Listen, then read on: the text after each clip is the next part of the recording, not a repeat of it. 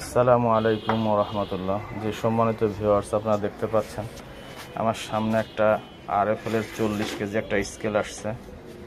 তো এটা আরএফএল এর 40 কেজি স্কেল 1 গ্রাম থেকে ডিভিশন করা আছে।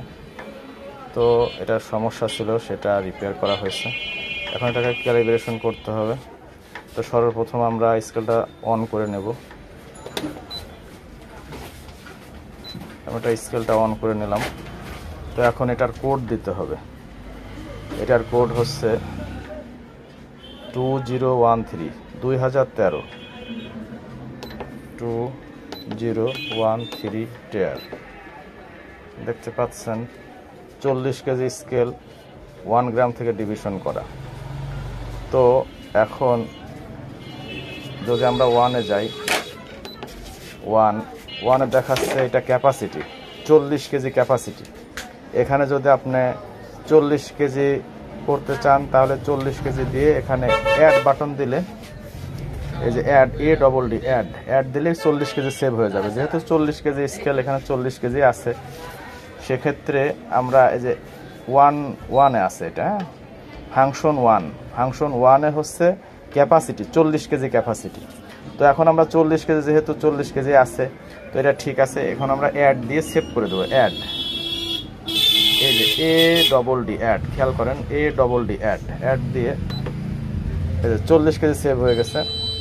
এখন এই যে এখানে 1 গ্রাম, এখানে যদি আপনি 2 গ্রাম করতে চান তাহলে আমরা এখানে 2তে গেলে দেখেন 1 গ্রাম আছে। এখানে 2তে যদি চাপি 2 গ্রাম, 5 গ্রাম, 10 গ্রাম, এগুলো যেটা দিবেন সেটা লিখতে হবে। এখানে 2তে চাপ দিলে, বারবার 2তে টিপলে এটা পরিবর্তন হয়।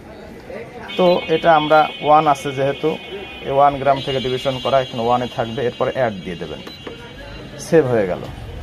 এখন মূল যে ক্যালিব্রেশন, সেটা হচ্ছে আপনার এখানে আবার ADD চাপতে হবে। এই যে ADD অ্যাড, দেখেন এখানে ক্যাল অপশন আসছে। এখানে 10 কেজি দিয়ে ক্যালিব্রেশন করতে হবে। এখানে যদি আবার অ্যাড দিই তাহলে 10 কেজি লোড যাবে। যদিও আমাদের কাছে এখানে দেখেন 10 কেজি বাটখারা আছে, 5 কেজি বাটখারা আছে। তো আমরা 5 কেজি দিয়ে ক্যালিব্রেশনটা করব। সেক্ষেত্রে এখানে আমাদের 5 কেজি লিখে দিতে হবে। 5 3টা 0 মানে 5000 গ্রাম। 5000 গ্রামে 5 কেজি লিখে দেওয়ার পরে এখানে ADD দিতে হবে। ADD add. আচ্ছা, এখন এখানে লোডস আছে, লোড। এখানে আমরা 5 কেজি লোড দেব।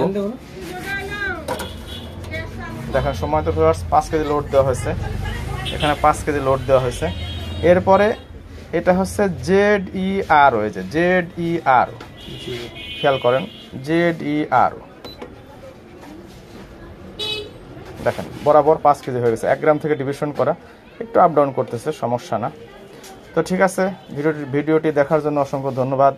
ভালো থাকবেন, সুস্থ থাকবেন। দেখা হবে আবার পরবর্তী কোনো ভিডিওতে।